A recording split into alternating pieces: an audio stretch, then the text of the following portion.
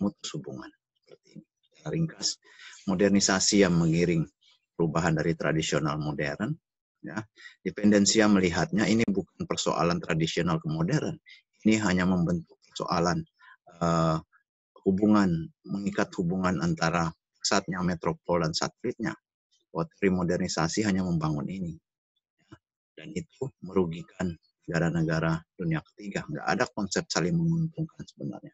Jadi pesimis bahwa negara-negara dunia ketiga, negara-negara underdeveloped bisa maju seperti negara-negara maju. Kalau konteksnya berkarakter seperti ini. Jadi jalan keluarnya adalah menjaga jarak dari Eropa, Amerika. Jadi negara-negara harus memerdekakan diri, harus memandirikan. Ini konsep dependensia yang mengiring pembangunan wilayah yang lebih luas. Perubahan yang terjadi dalam teori dependensia adalah pemikiran bahwa menjaga jarak dengan Barat bukan suatu yang mudah, dan itu sepertinya suatu yang bisa dicari manfaatnya. Ya. Nah, ini yang memunculkan bentuk teori dependensia baru. Bagaimana negara-negara dunia ketiga tidak mungkinlah memutus hubungan dengan negara maju. Soalan eksternal negara-negara maju yang mengintervensi, menghegemoni negara-negara berkembang harus diatasi dengan cara membangun internal masyarakat, mengatasi konflik dalam masyarakat itu sendiri. Nah, inilah yang menjadi kunci dependensia baru. Bukan persoalan eksternalnya yang harus diselesaikan, tapi persoalan internal. Bagaimana pergerakan politik, ya. Kalau kita bicara di Indonesia misalnya, bagaimana pemikiran new dependensia baru ini ikut mempengaruhi pembangunan di Indonesia. Salah satunya adalah bagaimana kita mencoba membangun sistem politik yang lebih stabil, ya, supaya tidak terjadi konflik di dalam masyarakat. Nah, itu merupakan dasar dari dependensia. Mengatur bagaimana, jadi awal pembangunan merubah modernisasi yang menjadi lebih adalah dengan cara mengatasi kita di zaman Soeharto, di masa awal Orde Baru, bagaimana mengatasi persoalan politik, pergerakan politik ini. Nah, menggunakan konsep struktural historis, ya, bagaimana itu bisa kita perbaiki, struktur sosial, transformasi sejarah diperbaiki. Ini secara sosiopolitik merupakan tekanan baru. Hingga di awal pemerintahan Orde Baru, ya, yang mencoba melunakkan arus modernisasi Barat adalah dengan cara membangun persoalan internal. Jadi kita sendiri di awal juga memang menyetujui pemikiran-pemikiran dependensia ini dalam konteks bagaimana menyelesaikan persoalan internal. Kemudian bagaimana birokrat yang bekerja sama dengan international capital modern itu berkembang. Konsep new dependensia yang tidak mengharamkan hubungan dengan luar negeri merupakan satu bentuk modernisasi yang lebih soft. Bagaimana dia bisa diterima secara sosial politik dalam pemerintahan dan masyarakat. Ya.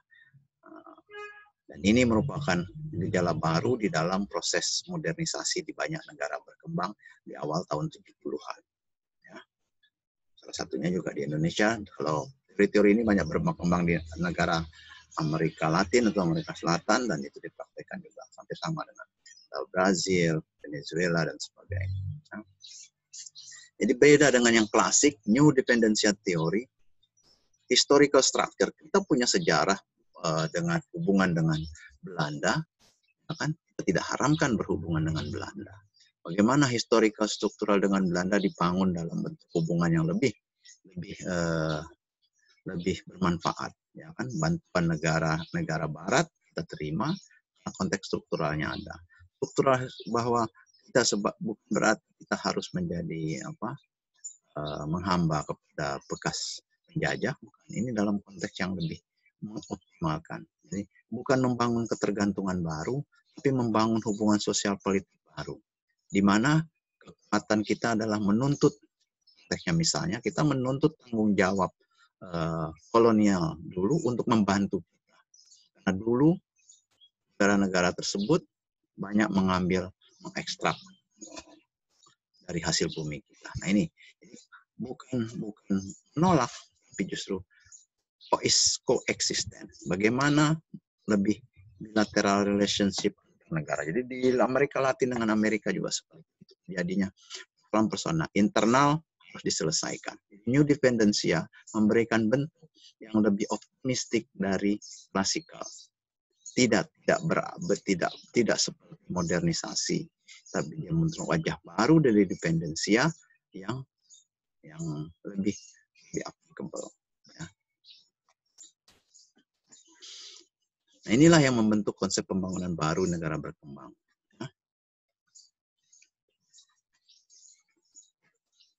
Bagaimana pemikiran-pemikiran selanjutnya memunculkan konsep lokalitas, pluralisme budaya, bangunan berdimensi kerakyatan, partisipasi, kelembagaan batin, dan lainnya. Jadi, akhir daripada pemikiran-pemikiran New Dependencia teori ke depan mengarahkan kepada bagaimana merging, kolaborasi, banyak pihak bisa terjadi, memberikan peranan masyarakat lebih ke depan. Ya. Bagaimana masyarakat tidak dijadikan objek, tapi subjek dalam pembangunan. Konsep-konsep inilah yang mengiring. Nah, kalau kita bicara pembangunan agribisnis juga seperti itu. Ya. Kita bicara pelaku-pelaku agribisnis kerakyatan, ya, agribisnis bukan berarti kalau kita bicara modernisasi secara sederhana, misalkan bagaimana pembangunan agribisnis, wilayah agribisnis, kenapa susah-susah betul agribisnis kecil ini. Di korporasi aja dibeli oleh ini, mereka jadi pekerja, mereka dapat untung, nanti bisa dibagi. Ya. Sumber daya yang ada dioptimalkan, nanti keuntungan bisa dibagi.